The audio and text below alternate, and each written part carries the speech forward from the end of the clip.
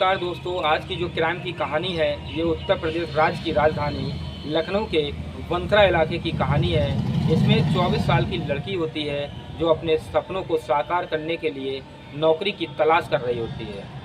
तो वहीं एक 22 वर्षीय एक साइको किलर होता है जिसका नाम राम प्रताप होता है और उसकी उम्र 22 वर्ष होती है। इस लड़की के साथ आखिर इस घटना को क्या अंजाम दिया जाता है, इसके साथ क्या होता है कि इसकी जीवन लीला ही समाप्त हो जाती है। दरअसल साइको किलर के बारे में जब पुलिस ने जांच पड़ताल की तो पता चला था कि साइको किलर ने 16 साल की उम्र में एक 7 साल की बच्ची का बलात्कार किया था और बलात्कार करने के बाद उसकी बेरहमी से हत्या कर दी थी।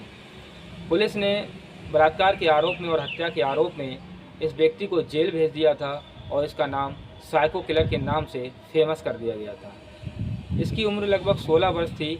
इस बात को देखते हुए सरकार ने और न्यायालय ने इसे बाल सुधार गृह लखनऊ में भेजा और इसने काफ़ी समय वहां रहकर सुधरने की कोशिश की और इसे कुछ दिन पहले ही यानी कि 11 जुलाई 2023 से पहले छोड़ दिया गया था। 11 जुलाई 2023 के दोपहर का समय रहा होगा और वंथरा इलाके की रहने वाली मोनी कश्यप 24 साल की उम्र में ही नौकरी की तलाश कर रही होती है और उसने उससे पहले एक नर्सिंग का कोर्स किया था और कोर्स करने के बाद अपने जीवन को अच्छा बनाने के लिए नौकरी की तलाश की और वो नौकरी की तलाश में घर से निकलती है। तो ये साइको किलर जिसका नाम राम प्रताप होता है ये अपने चौराहे पर खड़ा होता है और लड़की को जाने के लिए बोलता है। तो लड़की रिक्शे में बैठ जाती है और कहती है कि मुझे थोड़ा दूर जाना है और नौकरी के लिए इंटरव्यू देना है। लड़की की बातें वो गौर से सुनता रहता है, लेकिन उसने पहले ही मोनी कश्यप को अपना टारगेट बना रखा था और मोनी से कहता है कि मेरा गांव पास में है और नौकरी में मैं आपकी मदद कर सकता हूं क्योंकि गांव के लोग भी वहां नौकरी करते हैं। मोनी उसके साथ उसकी बातों में आ जाती है और उसके साथ उसके गांव की तरफ चल देती है। जब मोनी गांव की तरफ जा रही होती है तो साइको किलर जो होता है वो गांव की जगह जंगल की तरफ अपने रिक्शे को मोड़ देता है और वहां से चलने लगता है। मोनी को उस पर शक हो जाता है और वो रिक्शे से उतरने की जिद करती है, लेकिन वह रिक्शा जंगल की तरफ दौड़ा देता है और जब वो दौड़ाता है तो मोनी रिक्शे से उतर जाती है। इतनी ही देर में साइको किलर राम प्रताप भी रिक्शे से उतरता है और उसे घसीटकर जंगल की तरफ ले जाता है। वह उसके साथ बलात्कार करने की कोशिश करता है और लड़की को मारता पीटता है, उसके दांत तोड़ देता है, उसके गाल काट लेता है, उसका गला काट देता है। लड़की चीख पुकार रही होती है तो गांव के लोग उसकी आवाज़ सुनते हैं और जंगल की तरफ भागते हैं। तो राम प्रताप जो साइको किलर होता है वो घबरा जाता है और घबराने के साथ में उसकी गला दबाकर बेरहमी से हत्या कर देता है। इस 24 साल की मोनी का आखिर क्या दोष था, उसने किसी का क्या बिगाड़ा था जो इस सीरियल किलर ने उसकी बेरहमी से हत्या कर दी। हत्या क्यों कर दी थी इसके बारे में मैं आपको आगे इस वीडियो में बताऊंगा। आपने अगर मेरे चैनल को सब्सक्राइब नहीं किया है तो एक सब्सक्राइब ज़रूर करें और बेल आइकन को दबाना ना भूलें। दरअसल जब गांव के लोग वहां पहुंचते हैं तो उसको पकड़ लेते हैं और पुलिस को फ़ोन करते हैं।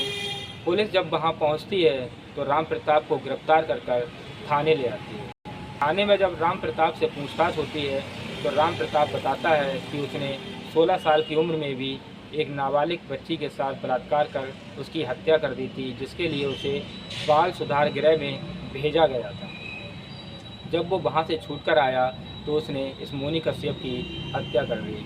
पुलिस पूछती है आखिर उसकी हत्या तुमने क्यों की, तो साइको किलर बताता है कि उसकी हत्या इसलिए की क्योंकि वो चीख रही थी, चिल्ला रही थी और बलात्कार नहीं करने दे रही थी। यानी कि साइको किलर करने में जब मैं नाकाम हो गया और गांव के लोग जब वहां पहुंचने लगे तो मैं डर गया और मैंने उसकी गला दबाकर हत्या की और वहां से भागने की कोशिश की।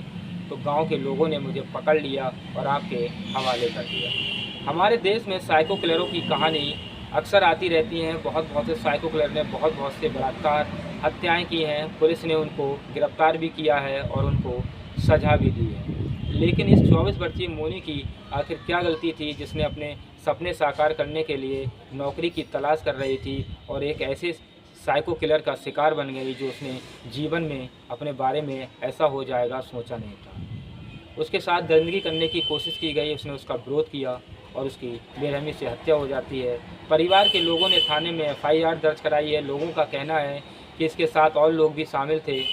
पुलिस ने सबको पोस्टमार्टम के लिए भेजा और उसकी जांच कर रही है। पोस्टमार्टम रिपोर्ट आने के बाद पता चलेगा कि उसके साथ आखिर बलात्कार हुआ है या नहीं हुआ है। इसकी जानकारी पुलिस आगे आप तक पहुंचाएगी। मैं आपको एक बात बताना चाहता हूं, मेरा मकसद आपका दिल दुखाना नहीं है, आपको परेशान करना नहीं है, बल्कि आपको जागरूक करना है।